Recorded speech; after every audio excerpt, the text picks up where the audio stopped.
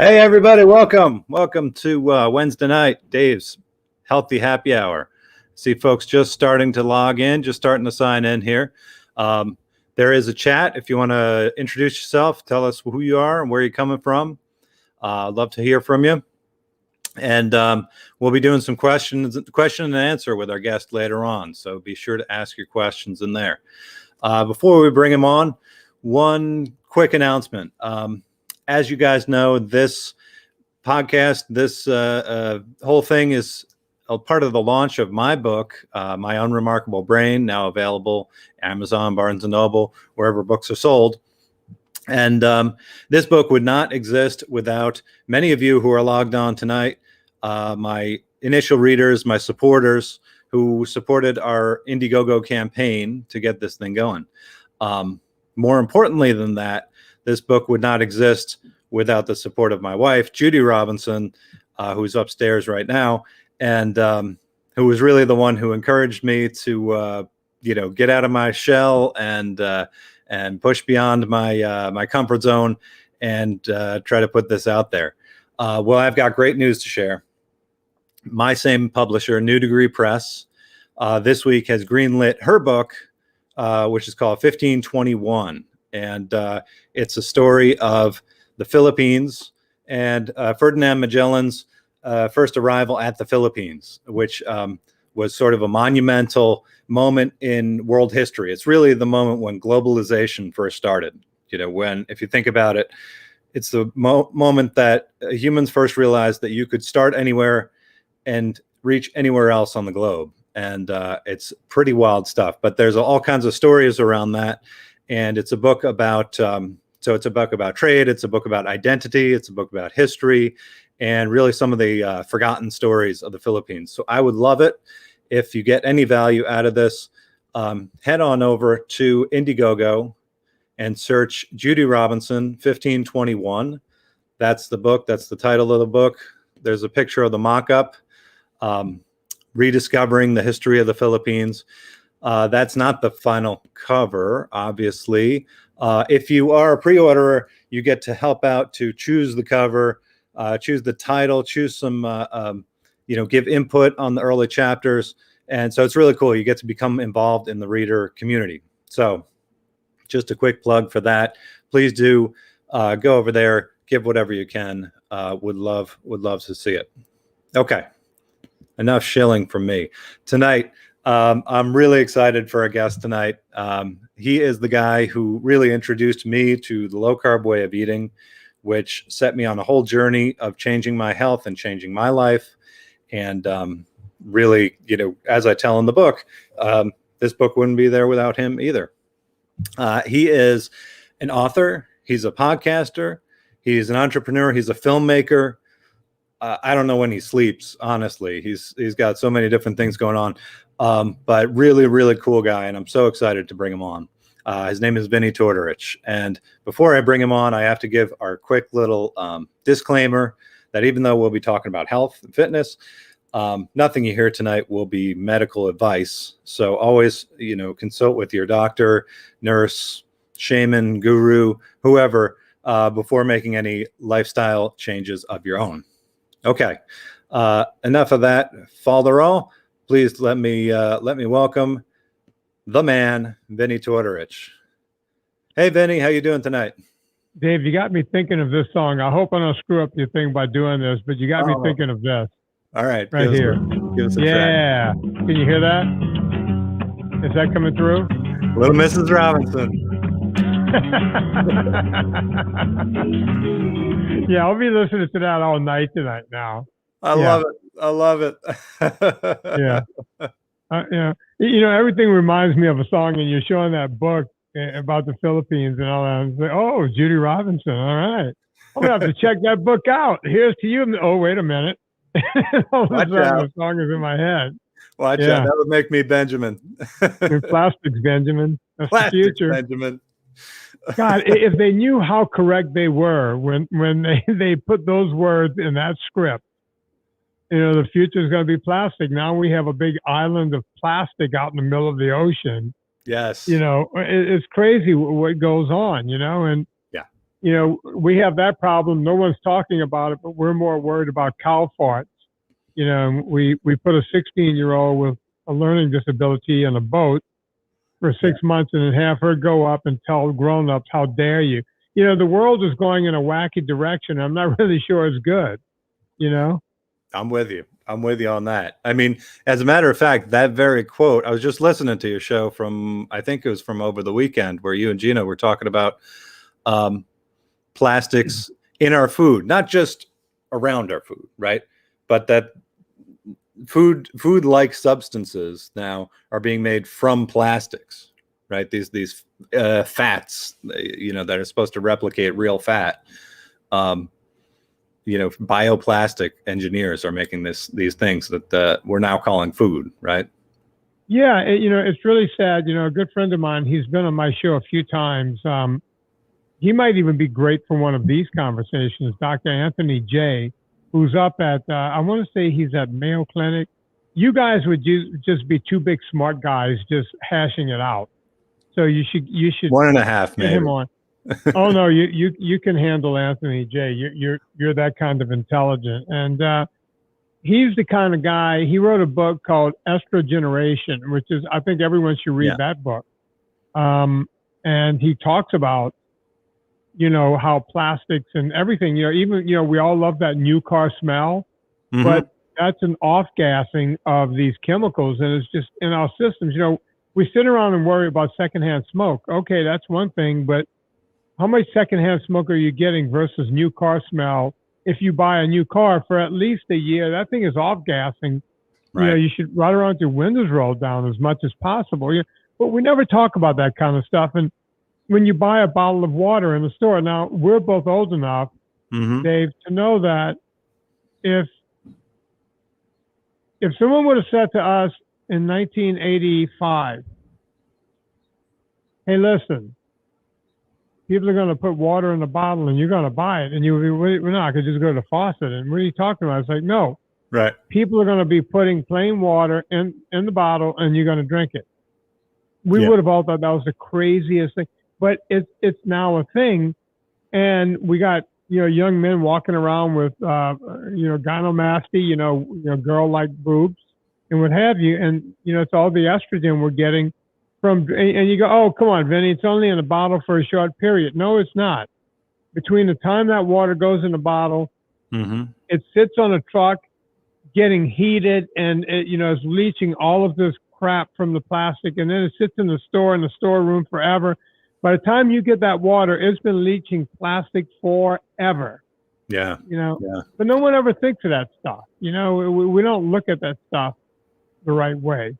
I didn't mean to go off into a diatribe, Dave. But, no, this is great. I mean, you got me going now because if I don't know, the comedian Lewis Black, he does a whole thing about when we were kids, we'd be running around the yard, get all hot and sweaty. Where would you get water? You get it from the hose, right? And it always had that kind of metallic taste of it. Remember that? But I still get when it would from you the drink? hose. You drink when you were thirsty. It wasn't 8-ounce glasses a day. When did they start telling us how much to drink? Well, when they started selling us water in a bottle, right? And they could make money off of it. It's crazy. Lewis Black is spot on. I've been a Lewis Black fan for a long time. Sometimes I think I'm becoming Lewis Black. I'm the Italian version of Lewis Black, just old man yelling into a mic every day. I love it. But it's you're right. If everything we do nowadays, it was just called drinking water. Now it's you got to hydrate. Right. Hydrate. I didn't even know that word when I was a kid. Right. Now kids are hydrating. It's like it makes you wonder what we're doing. Right. Yeah. Right. It is. It's a upside down world. I don't know what's going on. But anyway, we jumped right into that. But I always like to start with origin stories. I'm always interested in origin stories. So let's jump backwards just a notch to those old days. I had Dr. Ben Bokikio on last week, and I love that guy. I know you know him, yeah. And his story, his engagement, his life in fitness begins with a really cool story. He told that when he was a kid, he found this set of handmade dumbbells in his dad's basement. And his dad showed him how to use them, you know. And that kind of reminded me of the story, thinking about handmade, you know, weights and dumbbells, made me think of the story that you tell in your book, about the weights that you made yourself, right? Wonder if you wouldn't mind telling that story. Yeah, you know, I was having a bit of a rough time when I was a kid. It's not a sob story. Everyone today has a come from behind story. Mine is not really a come from behind story. Yeah, I had a hearing, you know, I couldn't hear, and then that caused a speech impediment. You know, after they did a couple of surgeries on my ears and got most of my hearing back. So I was being goofed on a lot at school, and you know what I would do is I would literally, while I was being goofed on, I learned to fight back, which made me the bad kid, right? I was fighting for myself, and somehow the teacher would show up when I was beating up the other kid. Right. Therefore, if you're always the kid in the fight, you must be the problem, right? Right. But, you know, just like every other nerd, I wanted to be like a superhero. Like you would see Superman and you go, man, look at those muscles. Yeah. I didn't realize it was a suit that made it look like that. And, you know, you would see Superman and Batman and all these Spider-Man. They were all sinewy and muscly and the whole thing. But as an 8-year-old, you realize that they're not real, right? They're just left of a cartoon character. Right. And so I knew they weren't real. And at some point, I saw Jack LaLanne on television, and my brain clicked over to go, oh, wait, this is not a superhero. This is a real guy. Yeah. This is, you know, he's the real deal. So he was always, you know, he had weights on a bar. He would do his side bends and all this kind of stuff and sit in the chair and stand up and do all these different exercises. And I was doing the same thing. But the one part was every now and then in the show, he would have a barbell. And he was going, you lift it over your head like this, you know, and you get it over your head like this. And he was showing these exercises. And I was like, well, if I'm going to truly be like my hero, Jack, I need to get a barbell to lift over my head. Now, I was living in the swamps of Louisiana, and it had to be somewhere around 1970. So there wasn't much in a way of, you know, big box gyms because that didn't come around until the late 90s, 2000. Right. So there was this, I don't know where the pole, it was a pole, and it was about 4 or 5 feet long. I can't really remember, but it was hollowed out. It was like an aluminum, like the equivalent of what, you know, the pole you would use to clean your pool. It was a section like that, you know, kind of corrugated. I remember it like it was yesterday. I remember that piece of aluminum pole, or whatever it was. And I went, okay, I have a bar just like Jack. Now I need to fit something on the bar. Yeah. And there were a lot of houses being built in my neighborhood. And they were being built, you know, brick houses. And some bricks have holes in the middle. Right. Okay. 3 holes, not holes that you see, but holes in the middle. I guess they would stick, you know, mortar down in those holes to strengthen it, or whatever they did. But those bricks would have 3 holes. Yeah. Maybe it was a way to save on product. I'm not really sure. Yeah. But I found some bricks right down the street and brought them home. And, you know, they fit right on the end of my bar. Okay. And I would try to get the bar up, and I would have trouble getting it up. And sometimes getting it up, I would turn it, and the bricks would come down and hit the outside of my hand. Oh, okay. And when you're an 8-year-old, man, that leaves you know, it would pinch and bleed, but I didn't give up. Tear you up. I would get down there again and do it again. So on both hands, of course, when you're a kid, if you do it that way too much, the next time you do it that way too much, right. Both hands were taking a beating. Later on, I learned to put the bricks in the middle, and that way I can lift it up. Right? It didn't look exactly like Jack, but I went, okay, at least I'm lifting the bricks up. Right. I think that was you know, my head came around that. But meanwhile, I had these cuts. Yeah. And my great uncle, my dad's uncle, one of my grandfather's brothers, happened to see me, and I guess I had blood coming down my hands. I didn't care. Mm-hmm. I was so miserable with these kids at school. I had to figure this out. Yeah. And my uncle Frank said, "What happened to you?" And I said, "I was doing my exercises like Jack LaLanne." And I showed him. I said, "Here's my bar," and I lift it up, and sometimes it goes wonky, and it hits my hand. And he said, "So you want to learn how to weightlift, huh?" And I said, "Yeah, Jack LaLanne, Jack, Mr. Jack." And he says, "I'm going to introduce you to somebody who's better than Jack." And all I could think to myself was, well, this is a bullshit artist. There is no one better than Jack, right? So that's how the whole thing started. It was me trying to figure out something. He introduced me to a guy named Joe Bonadonna. Mm-hmm.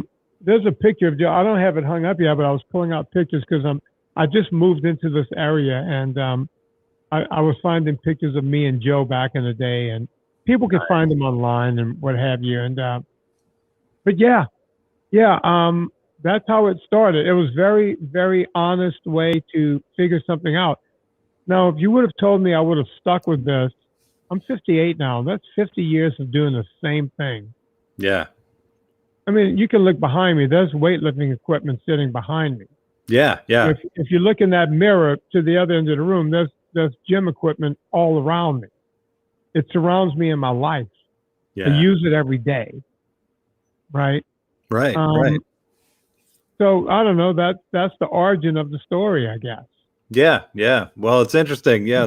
That seed grew into this passion, grew into this career for you, grew into this business and everything that's come out of it. It's, I'm sure you never imagined, even when you started high school football, that was going to take you to college, and that was going to take you to LA, and that was going to take you to where you are now. Right. Oh God, no.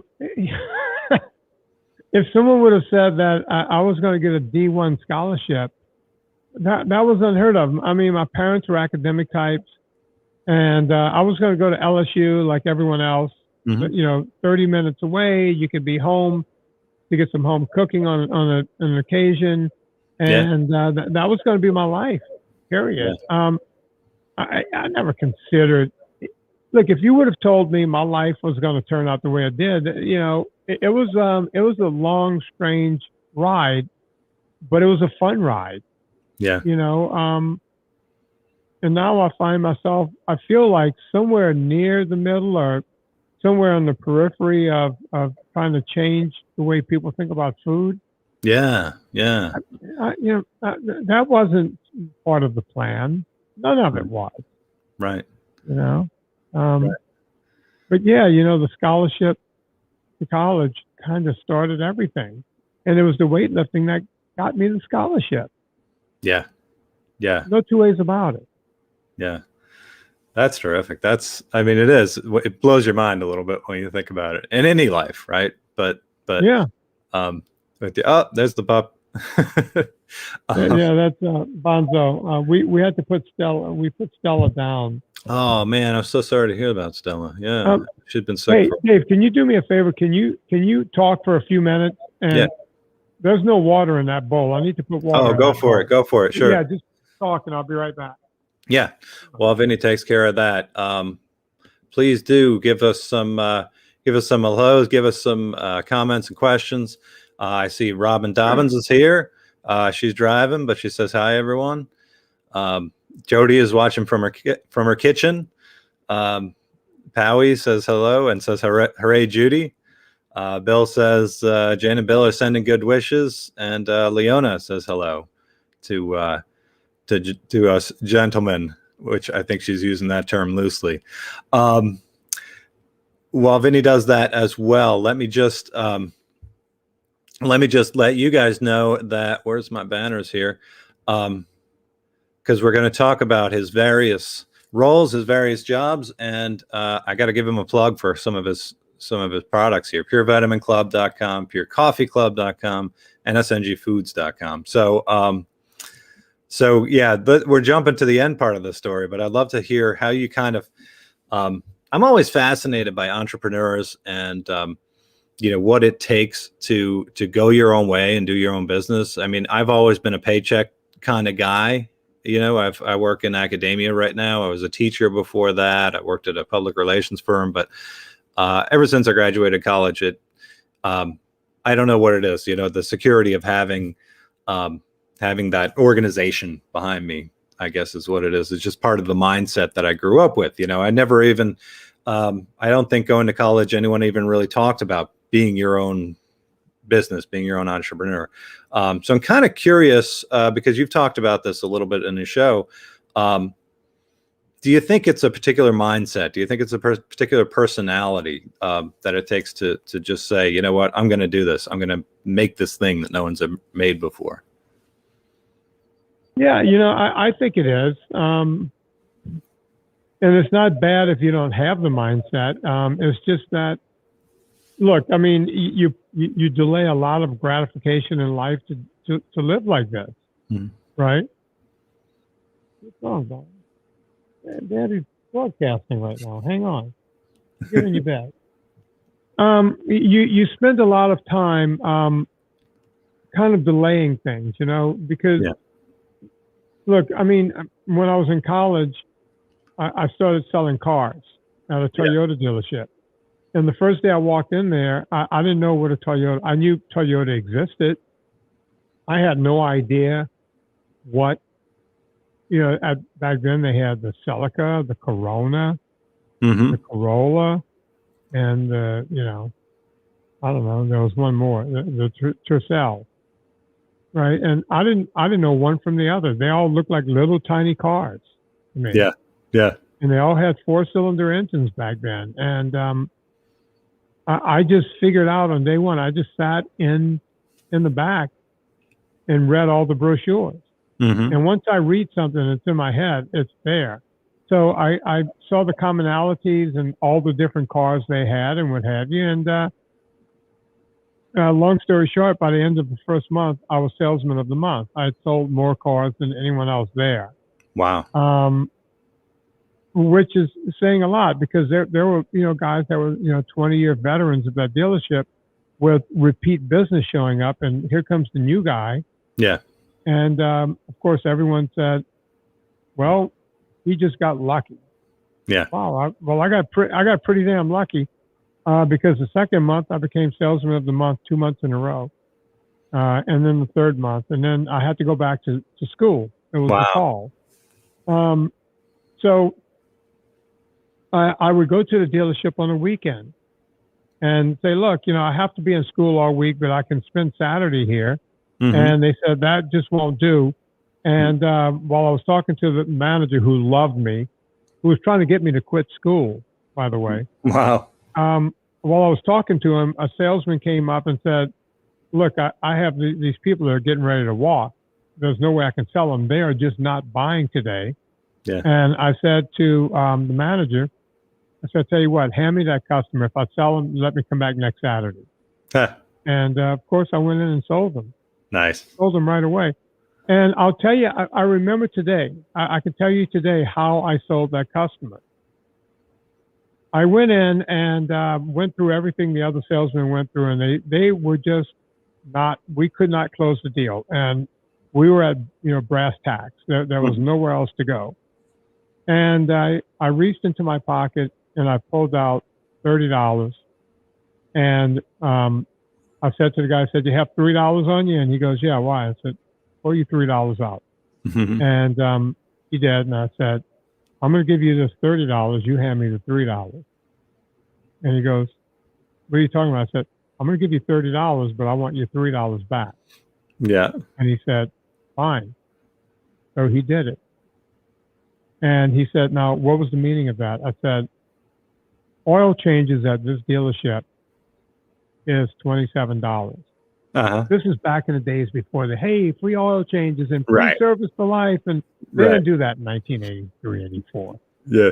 And I said, I am buying your first oil change if you buy this car. By the way, if you don't, you can turn around and walk out right now. Keep my $27. Huh. And then he picked up the pen and said, as if I was commanding him to do it, he picked up the pen and signed the paper. And when I told the other salesman, and this is the important part, Dave, for all entrepreneurs to ever remember, the other salesman said, what the hell did you do in there that got him to buy that car? I said, I gave him $27 for an oil change. He goes, oh, what, you're buying customers now? You got to pay them to buy cars? And he starts laughing at me. I said, I just made a $300 commission. Now, if I told you all day long that you can hand someone $27 and they're going to hand you $300 back, would you do it? Right. He goes, yeah, of course I would. I said, well, that's what I did. See, it's the mindset to think differently. Yeah. To walk in and go, there's nothing left on this table. Now I have to think differently. Yeah. I have to think of something else. Yeah. Because there's always a way. Right. Right. Did I cheat that guy? Absolutely not. He got a free oil change and a brand new car. Not bad. And at a damn good price because he had worked the dealership down to, nuts and bolts. Uh-huh. He worked them down to nothing. Right? That's the entrepreneurial spirit. It's not about how to win or lose. It's how you negotiate, how you negotiate anything in life. Yeah. I learned that not in college. I learned that in a car dealership. And I was able to take that to every other facet. I didn't realize I was good at that. Right. But I was. Right? And that's something you just take with you from endeavor to endeavor. You just believe in yourself and just say, I'm not going to leave here until this gets done. Yeah. Right? And that might sound, I know we talk about toxic masculinity and all this different stuff that's around that. Sometimes you got to put your balls on and show up, right? I've never had a regular job in life. I've been putting my balls on every morning and showing up. And most times you fail. Most times. Yeah. Right? But every now and then you win. Right. Right. That's what we're looking for in life. Wow. So that's a great connection actually to, and I put the websites of your companies here on the bottom, these 3 companies that you founded. I mean, I remember you saying at one point you call Pure Vitamin Club the Toyota of vitamins. So, talk about something that couldn't be done, right? Tell us a little bit about that story. Yeah, I call it the Toyota of vitamins, because, back in the day, when I lived in New Orleans, most of my clients, my fitness clients, were all rich oil people up and down St. Charles Avenue. And I grew up not very poor, lower middle class, it was 4 boys. So there was never any extra money hanging around. And so now all of a sudden I'm looking at how rich people live, right? What they're driving, what they wear, the type of shoes, everything was different, right? Everything they did was different from their mindset was different than the mindset I grew up with, right? They never had to look at a price on something. They would just, if they wanted something, they got it. It was just kind of this, it wasn't good, bad, or otherwise, it was just this weird thing, right? I remember one rich person, friend of mine, became pretty good friends with her. We were all down in the Bahamas, scuba diving. And everybody was out one night and, everybody was having a drink at this bar and having maybe one too many. And this bar had this T-shirt. And let's all get a T-shirt, right? And Donna, we'll call her Donna because that was her name, she would not buy the T-shirt, right? Donna could buy the whole island, but she wouldn't buy the T-shirt. And I said, come on, Donna, let me buy you the T-shirt. And she was like, no, I'm not going to buy the T-shirt. And I said, why? And she said, no, she didn't. I didn't ask her why. But the next day, unbeknownst to the rest of us, Donna had chartered a yacht for the day so we can all go out in the yacht and have a great time. Not bad. So a woman who wouldn't buy a $7 T-shirt just chartered a yacht for several thousands of dollars for the group, Right. right? And I said, we were on the boat having a great time. I said, Donna, how is it you wouldn't buy a $7 T-shirt, but you'll pay for everyone to have a full day on a yacht, full crew, food, everything? Right. And she said, $7, half polyester? You got to be crazy. So you see, everybody has a thing in their head as to what they'll do and not do. Yeah. Right? For her, it was nuts to pay $7 for something that was 50% polyester. Mm. Right? She looked at that tag, that mattered to her. Mm-hmm. But to spend thousands on a yacht, no problem. We're good. Right. Right. So wealthy people, I'm looking at these people, and I noticed most of them drove Mercedes. Okay. A couple of them had Rolls Royces, but none of them had current year models. As a matter of fact, they didn't have 3-year-old cars or 5-year-old cars. Some of them were 10-year-old cars. Yeah. And this is back in the day when Mercedes, you could get them in diesel. So all of these rich people had diesel Mercedes, and it had all this schmutz, all this black schmutz all over the back chrome bumper from the bellowing diesel back in the day. Right. They last forever, but you can tell they've been around forever. Yeah. So I'm like, wow, my poor dad gets a brand new car every 4 years. He gets like a Chevy or a Ford or whatever. Yeah. These people, they keep a car 10 or 12 years, right? And they get diesel. It's smelly, it's clanky sounding. You can't even keep the car clean because, there's smoke all over it. Yeah. But it lasts forever. Right. It's expensive, but you can keep it forever. Toyota is inexpensive, and you can also keep it together forever, right? And that was my idea. How do you make a vitamin company to be as good as the Mercedes with the diesel engine, except you make it at a Toyota price? Right. And that was the challenge. And when I was able to pull that off, now here's the deal. Part of that is anyone else that would sell a comparable vitamin would sell it for probably 3 or 4 times as much as I sell it for. Right. But the idea was get the best quality stuff on the planet into people's mouths and in their guts and in their bodies at minimal cost, which means I would have to cut my cost. Right? Right. I'm not going broke. Yeah. You have to make the company viable so that you can keep going. Sure. But we're not making, sticker on every bottle. We're getting deep discounts, and that's the way I ran that company. Same with Pure Coffee Club. Yeah. How do you make a coffee? How do you roast? You got to go find the best beans from around the world, third wave coffee. You're fighting against Intelligentsia and Blue Bottle, and you go on and on. Black Rifle, all these great companies. Yeah. You go on and on and on. How do you get the same product, charge a little less, make the same product, and charge? Well, that's what we do. Yeah. Yeah. Right? I love it. I'm a coffee on. lover myself. I have a little Be More roaster in the back that I sometimes, play around and try different roasts and stuff like that. So I love that you're, both of these, all 3 of these companies really also speak to passion, the power of passion, because as a fitness guy, as a guy who's interested in healthy eating, to go into a vitamin club, as a guy who loves coffee, to go into Pure Coffee Club.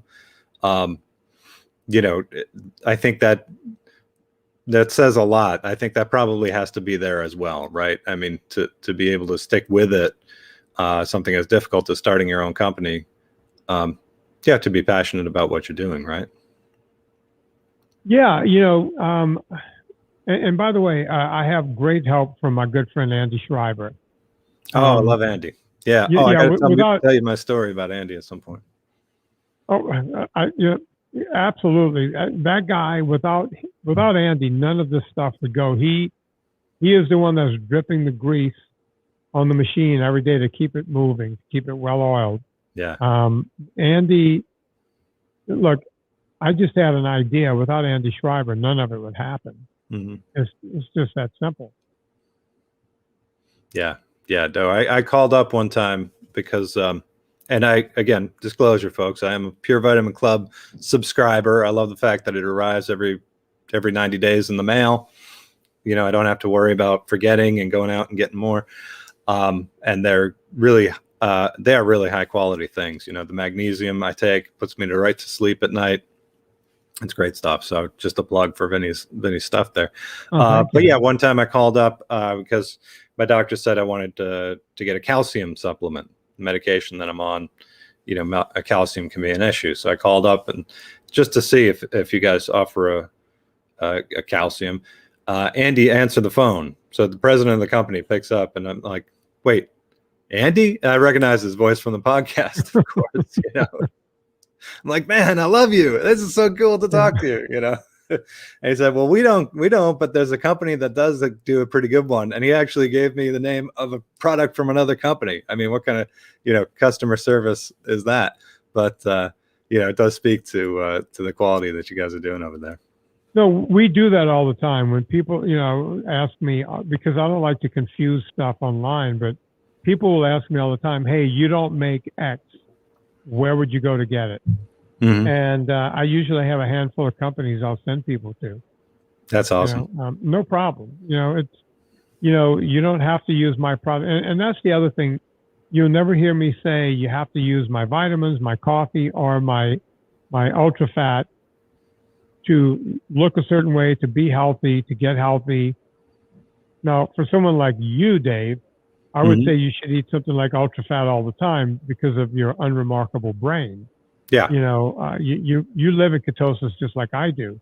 Right. And right. So yeah, it's a great treat for people like you and me that, you know, I'm out riding a bike, I'm out kayaking, I'm maybe sitting on my rowing machine on my stationary bike or whatever, and it's like, shit, I didn't have breakfast. It's now 1 o'clock. I'll just start squirting them in my mouth. Right on that counter, right behind me, right below that Pure Coffee Club stuff. Yeah.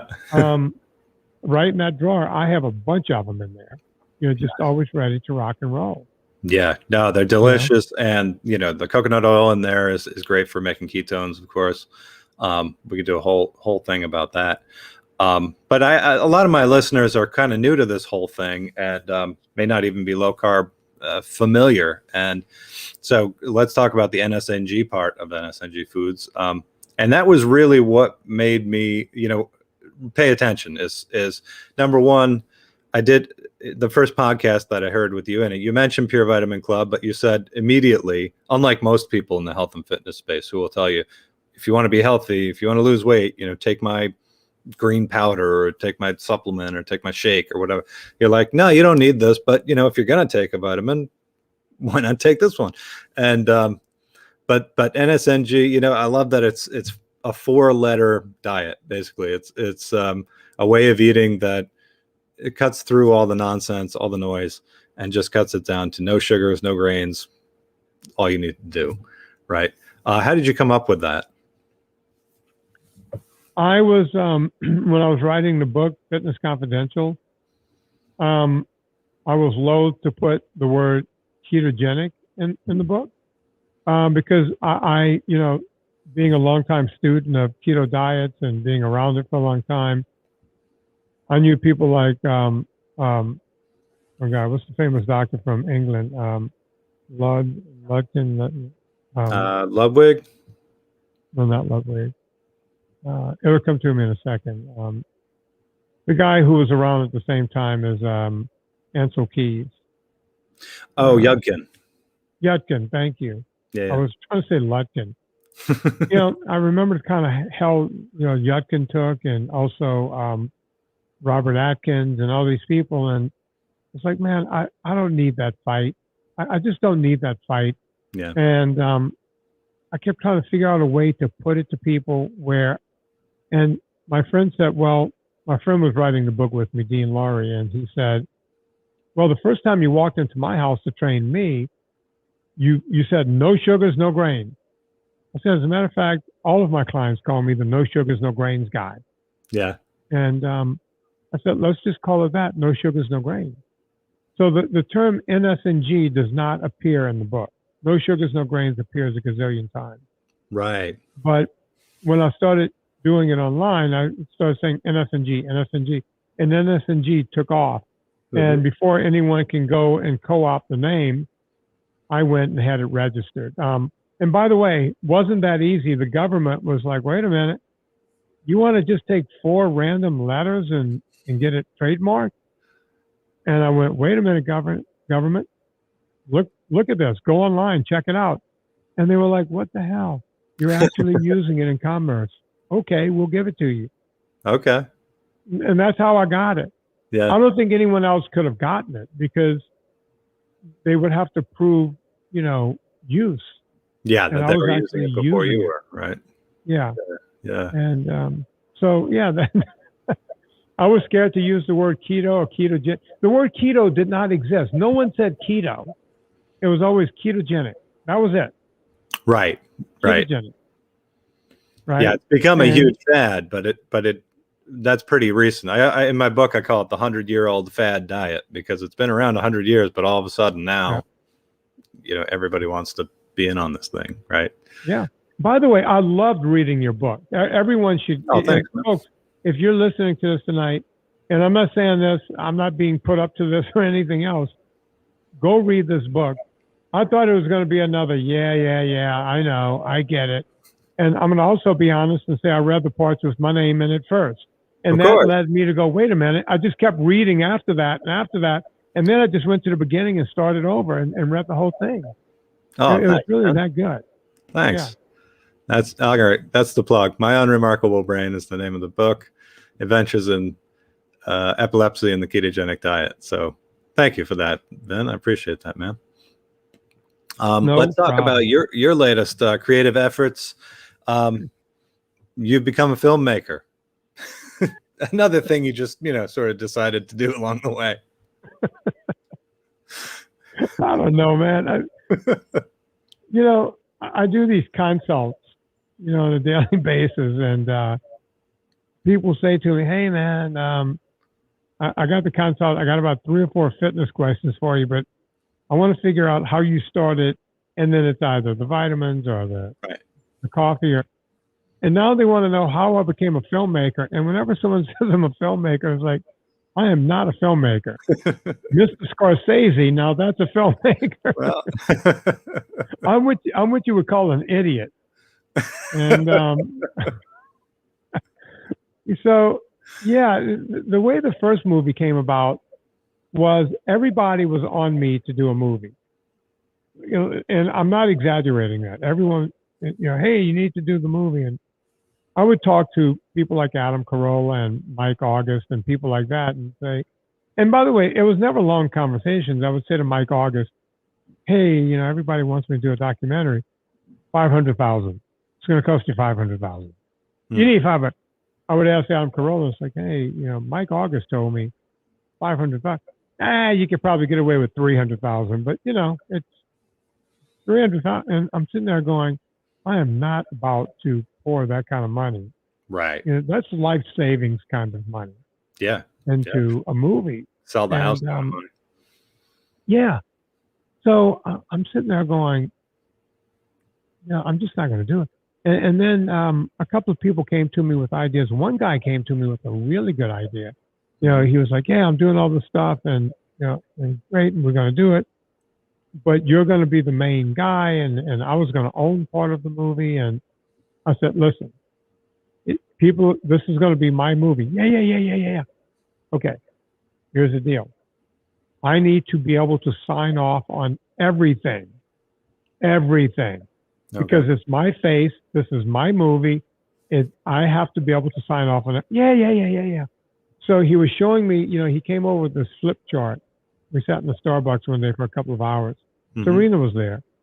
And he was showing me a bunch of these ideas. And there was one idea, and I won't, because I think he ended up doing it in his movie. I'm not really sure if his movie came out. Okay. But there was this one idea, and I said, we're not doing that. Yeah. And he said, why not? I said, because something like this has been done before. It's very tropey. It's going to weaken the movie. It's not very strong. And if we do it, they're going to say, oh, that's exactly what the BBC did a few years ago and this documentary.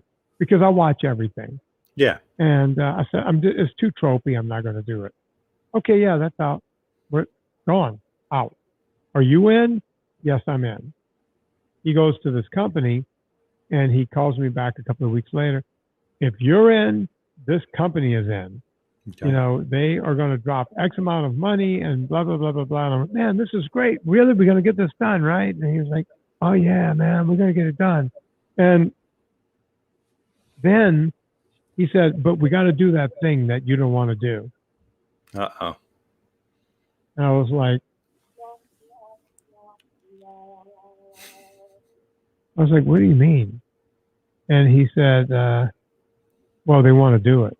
And I said, how would they even know about it? He goes, well, I was kind of losing it in the pitch, and I brought it up, and they loved that idea. And they said, oh, Vinnie goes along with that. I said, so you sold out. Someone, you're being a whore. Someone handed you money, right? And you said, okay, I'll get on my knees and start sucking. That's basically what happened. And I said, I'm sorry, but I'm out. I can't do this. Wow. I was so disgruntled that when Peter Pardini showed up and said, you should do a movie, and I said, no way in hell. And he said, yes way in hell. And I said, I don't have 300,000. He said, you can get it. As a matter of fact, you only need 150. Right? We ended up getting $250,000. We got 250,000 on crowdfunding. And then I ended up putting a lot of my own money into it anyway to finish it, because I wanted it to be just right. And it's history. Fat, a documentary is a real deal. People talk about it, you know, and it hit it huge, right? Amazon, iTunes, top of the charts, top of the documentary charts, at least, right? Yeah, and Fat 2 is doing really well also. And Fat 2 has not even had a worldwide release yet. It's not out the way Fat 1 was out. So that thing is still burning gas. And people, as a matter of fact, some people love it more than the original Fat, a documentary. I like it more because there's more meat on the bone, right? Yeah. There's a lot more there. Hey, did you see Fat 2? I did. Yeah, I did. And I appreciate it because you get into a little more detail. I mean, it's not just rehashing the same stuff, you know, it's diving deeper into the all the marketing and all the myths and all the stuff around food and, you know, what we eat and why we have these crazy ideas about food that, you know, where they come from. And yeah, it's very cool. I can't wait to see because you're working on a third one now, right? I am. I want it to come out before the end of this year. Nice. You know, I'm not waiting for January 1 release. I want it to come out around holiday time. And I think it's going to really blow away the first two movies because we're going after, it's not a continuation on the first two movies. Okay. Right? Fat 2 was somewhat of a sequel, the longer form of Fat 1. Yeah. This is a complete departure from talking about that, talking about something else that's going on in media, in health and fitness, and something that's going to affect everyone around the world.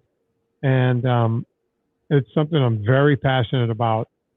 I've already shot all of my parts. Of course, I'm going to have to go do some pickups and all that because other things are going to happen with the people I'm going to interview. So, you know, lo and behold, I have a whole different film coming out. Cool. I guess if you make 3 films, how many films do you have to make before you're a filmmaker? I mean, one in my book, but you know, hey. 13 Snitzengrubel is my limit. Is that the line? Or is it 15 Snitzengrubel? Do you even know which movie I'm talking about? Oh, you lost me, man. Snitzengrubel. That was racking my brain. Cleavon Little from Blazing Saddles. Oh, Blazing Saddles, of course. Dang, how did I miss that? Madeline Kahn the next morning. Yes. She's serving him German sausage. Would you like another one? 13 Snitzengrubel. I think it's 13. It might be 14 or 15. Yeah, great movie. You couldn't do it today. Excellent. Yeah. Do you have time for a couple questions before you run? Sure. What do you got? let me see. A couple came in. I'm checking all the different medias. And folks, whether you're on Facebook, YouTube, or other, feel free to throw one in the chat. Jody Ross, I think you know Jody.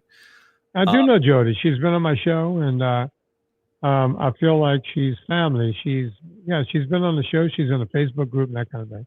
Yeah, she's super cool. She reached out. She said, you mentioned earlier you had a hard time growing up. She says, what would you tell a young person who is being bullied, as was your experience in the early years? Bullying comes under such a different heading nowadays. Yeah. When I was growing up, I really don't have a good answer for this. When I was growing up, you got bullied on the playground, so you could take physical action right there. Yeah. And you can diffuse the situation that way. Today, the bullying, my understanding is it happens on the internet. Yeah. And, I think, man, if a kid is getting bullied especially on the internet, tell someone right away. Yeah. Just tell someone right away, because these kids end up killing themselves or hurting themselves or something else. Look, yeah. I'm a grown ass man, as they like to say, and nothing really gets to me. But people that tell me that night when I go onto my Twitter, it's like, well, let's see who's hating me tonight. Yeah. And it's just, I'm like a duck. It's water off my back. Yeah. Right. But sometimes they'll say something and it's like, it's like, oh no, you got me, And, yeah. And when you're a kid, I can see if you're a kid, that would bother, that would really, and, I see how these kids end up hurting themselves or trying to kill themselves or whatever. If you're a kid or if you're a parent of a kid, if the kid's being bullied, don't wait. Just go nip it in the bud. That was a good question. Who was that from? Jody. That was from Jody Ross. Thank you, Jody. Yeah. Yeah.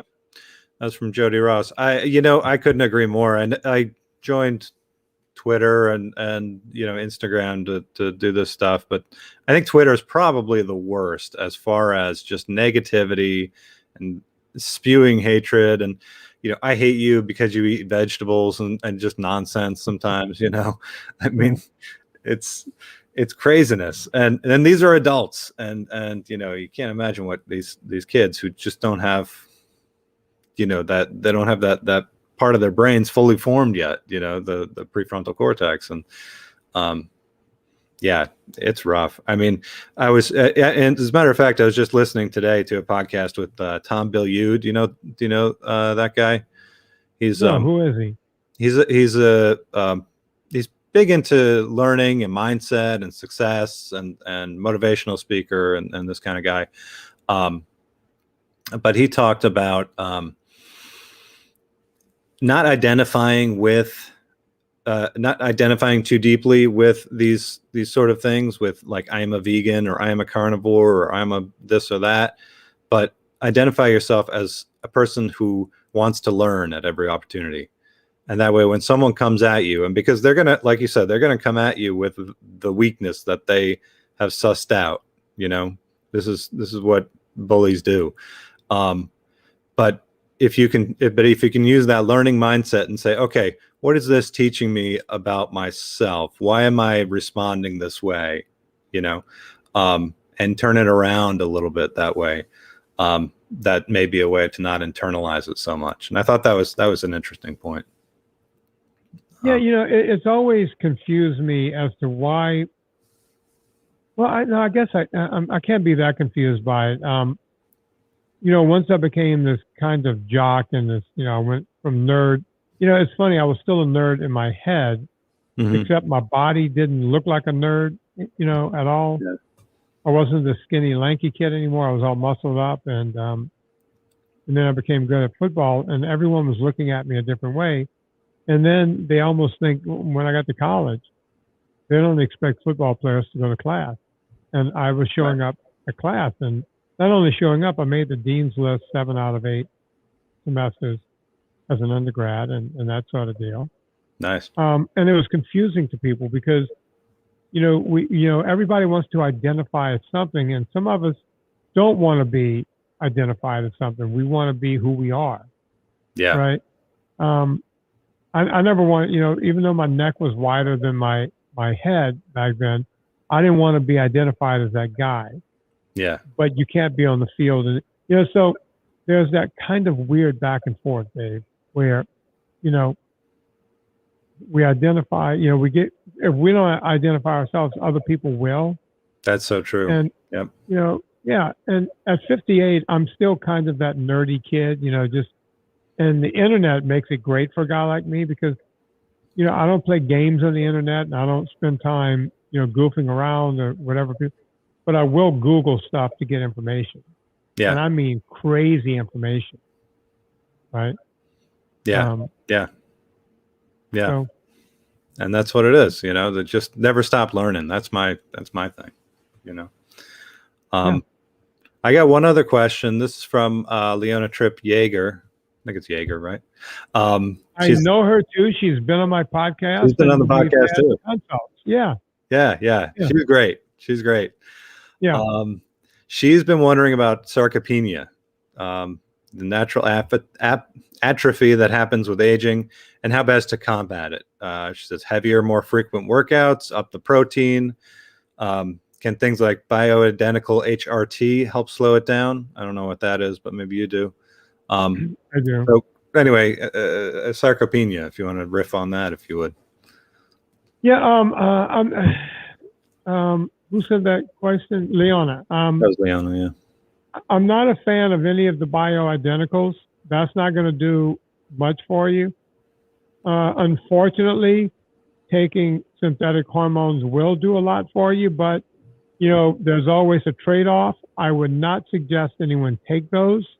Okay. I'm not a fan. Look, I'm 58. I've never taken a steroid in my life, and I have low testosterone. Sarcopenia is part of aging. Now, there's a way to reverse it. And you mentioned it in your question, Leona. It's weightlifting. It's the only way to reverse it, really. Mm-hmm. I saw a thing the other day where one of these guys was, hey, take HMB along with vitamin D, and that'll reverse it. That's shown some very, very preliminary blah, blah, blah, on older people. If you're trained up already, it won't do anything. Don't waste your money on HMB. Okay.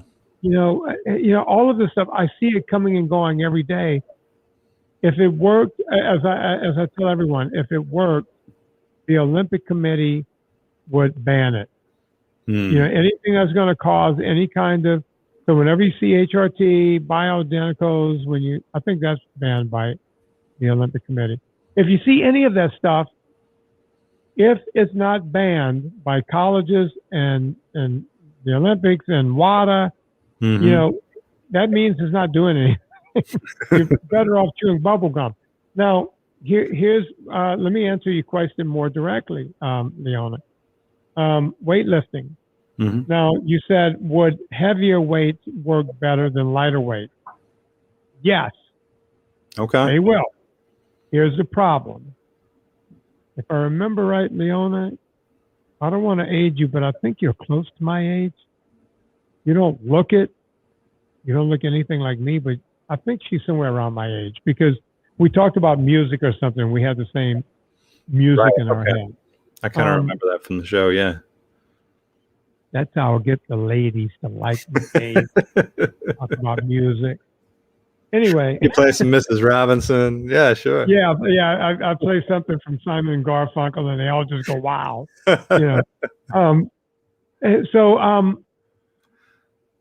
The problem with going heavy is, you can whack your joints out really fast. You can cause, a lot of arthritis and this kind of thing, osteoarthritis. So I tell everyone, start light and do high reps. Mm-hmm. So, and do them slowly. You want to do slow, high reps. You might see that bar behind me is kind of low in the rack there. Yeah. I always start with that when I'm doing curls. Just the bar. And I'll do 20, 25, or 30 reps very slowly, just to get the synovial fluid in my shoulders to buy in and my elbows to buy in. Mm-hmm. I want everything to buy in. I want blood flow to happen. And instead of going to a heavy weight after that, I'll end up putting on, maybe a 5 on each side, and I'll do another. And then after I do 2 or 3 sets of that, I might do 1 or 2 heavy sets to where when I get to 8 or 9, I'm hurting. But Leona, at our age, you shouldn't be doing 4 and 5 reps. My friend Dr. Drew still likes to go heavy.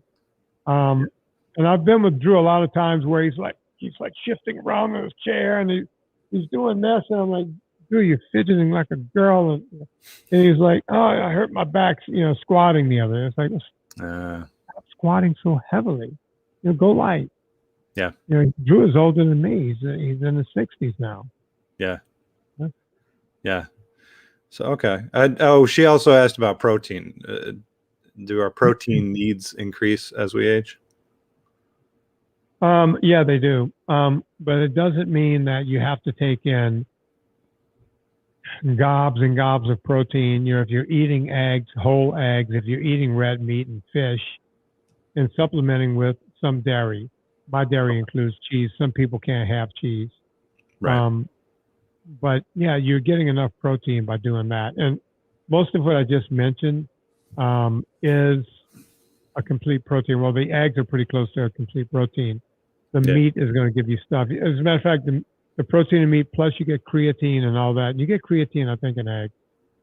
I would have to check that. Don't quote me on that. But you get everything you need to be big and strong and healthy. So you don't need to supplement with anything. And if you will supplement, find one that's plain and make sure it's like a whey protein, because you'll get the branched chain amino acids and the essential amino acids. It's an expensive way to try to get protein, in my opinion. You're better off just eating real food. Yeah. Okay. Cool. Do you have time for 2 more? Yes, I do. Got 2 more questions. One's from Powie, asks, how do I stop sugar craving after a workout? Can we ask Powie a question back before I answer that? Yeah, she's my sister-in-law, so I might know the answer. Oh, well, good. I was going to say first, is Powie a man or a woman? Because I can't tell. Powie, my first question, Dave, to Powie is, I'm losing track now. Sugar cravings after a workout. Yeah. Is she still not completely low carb or NSNG, or is she still? She's not. I don't think she's low carb, and I think her workouts, from the ones she's posted online, which I'm always envious of, she does a lot of kettlebell work. Combination of things like kettlebell swings and jumpies and push-ups and things like that. But correct me if I'm wrong on that, Powie. Just write it up in the chat there. No, that's good enough. I could go with that. Powie, here's the problem. As long as you're still eating, moderate to high carbs, you can live on that. You can do hard workouts on that forever. But what happens is when you're doing that workout, you're running through a lot of blood glycogen. What happens to people like Dave or me or Leona, Jody? I'm just looking down the list now. We've been eating low carb for a long time, so our bodies are like a Prius. We can use a different energy source. We can use the ketone body to break down, to use as energy. But you see, since you're not there and your body's not used to living on ketones, what's happening is you're depleting some of your sugar, and your brain is saying, feed me now. And it can manifest itself. Some people, I know guys after a long ride, they want a different carb. They want like a beer or a pizza. Like they couldn't even fathom a donut or a candy bar, but something savory like the chips or a pizza. Other people just want the sweets, right? I remember at the end of a ride, I could have killed a pound cake, right? Back in those days when I was living on sugar. But as soon as you get away from them, completely get away from them, you'll be fine. Did I answer that? Well, yeah. No, I think that's right. I think it's, that thing about being a sugar burner, being a fat burner, or what you call metabolic flexibility, right? Yeah. being able to switch back and forth. And finally, Kim from the group asked about loose skin. I think she's lost some weight. She's got some loose skin, and is asking how to tighten it up. Age matters. Sun damage matters a little bit. But if you've lost a lot of weight really fast and you have that, I call it the short pay thing. Most doctors will tell you it's never going to go away. Mm-hmm. That's not true. We've learned with staying low carb where your body, and by the way, not only low carb, but if you have a lot of loose skin, if you eat higher fat, it's going to cause your body to use some of that protein from your skin. It's going to catabolize that skin, right? People have also noticed great results in fasting. I'm not a big fan of fasting. There is a time and a place for fasting. Mm-hmm. So when I say I'm not a big fan, it doesn't mean that I don't believe in it. It works like a charm. But fasting, and you don't even have to do long fast. You could just do a stop eating at maybe 7 in the evening and don't eat again until 9 in the morning. You got a 14-hour fast there. Yeah. That will help you move along a lot quicker. Don't expect it to happen overnight. If you've lost this weight, congratulations. Now it might take you the better part of a year and a half or 2 years. But, depending on your age and how much weight you lost, you could be bikini ready in a couple of years. I've seen it. I've seen it over and over. I see it on the Facebook page every day. Awesome. And Kim actually just wrote in. She clarified that she's 62 and she's lost 50 pounds so far. Congratulations. Yeah, I just saw that in the notes. Yeah, awesome. Good. Kim, that's the most important part. Look, it's gonna tighten up. It's just gonna take time. And losing 50. How tall are you, Kim? Kim, right back one more time. How tall are you? See what she has to say. Yeah, I love all of this, Dave. I love the. I was it's rushing. Cool, back. isn't it? We get to interact. Yeah, it is. Because Anna and I, the reason I'm building the studio so we can start doing this, and I'm just not there yet. And I love that you can communicate with these people like this, right? I was rushing to get back from Richmond. I was up in Richmond today, and I was like, I got to get back. I'm like driving like a crazy man, and I didn't even have time to put water in my dog's bowl down here. And, and now I'm enjoying the hell out of myself. Making you on time. Sorry about that, man. Okay, Kim is 5'6", and she's lost 50 pounds. Kim, I can't imagine there's a ton of loose skin. You're not like those people who lose 150 and 200 pounds. Give it a year. Give it a year. You'll be shocked at what you're going to look like. Don't go get any crazy cosmetic surgery. Give yourself a year. And by the way, you might be happy with those results, but give yourself a second year or another 6 months and you'll be right where you want to be. Is that, and by the way, go on. Is that somewhere that collagen will work? I know I hear all kinds of good things about collagen. Sometimes I don't know what to believe or not, but collagen, I take a lot of collagen in the form of, I take a lot of bone broth, but most of my collagen is Knox gelatin. Folks, you do not have to buy collagen peptides. You're not getting anything extra for that. So just taking regular Knox gelatin, I mix it in water sometimes twice a day. And look at my beautiful complexion. People just ask me all the time. But it's not just good for your skin and your nails and your hair and all that crap. It's good for your connective tissue and your bones. So it's good just to have collagen peptides in you. Now, whether that's going to be some kind of miracle in your skin, Yeah. I can't give an answer. I mean, there's no study. There's no nothing. It's just good maintenance type stuff. Okay. So, yeah, Kim wants to lose another 50. You got this, Kim. You can do it. I know you can. That's awesome. Great work, Kim. Keep it up. Well, thank you so much. We're over the hour. Thank you so much for spending so much time with us, Vinnie. Really appreciate it, man. Anna told me she had a great time doing this, and I was like, yeah, Dave's a great guy. Oh, good. I'm hoping most people like mine more than Anna's because come on.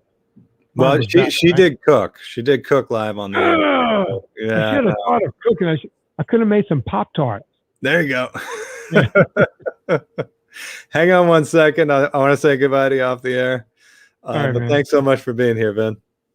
Hey, folks, Thanks, that is Vinnie Tortorich, VinnieTortorich.com. See everything that he's got going over there. Thanks again, folks, for being here. Really appreciate it. Keep an eye on the Facebook page. Follow it if you haven't. Subscribe to the YouTube if you haven't, because that'll give you the latest updates when the next event is scheduled. Because right now I don't know when it's going to be, but we have some good people coming up. We got Brian Lenskes coming up in a month. Yeah, all kinds of cool guests. So hang in there. Have a great night. Thanks for being here, folks. Bye-bye now.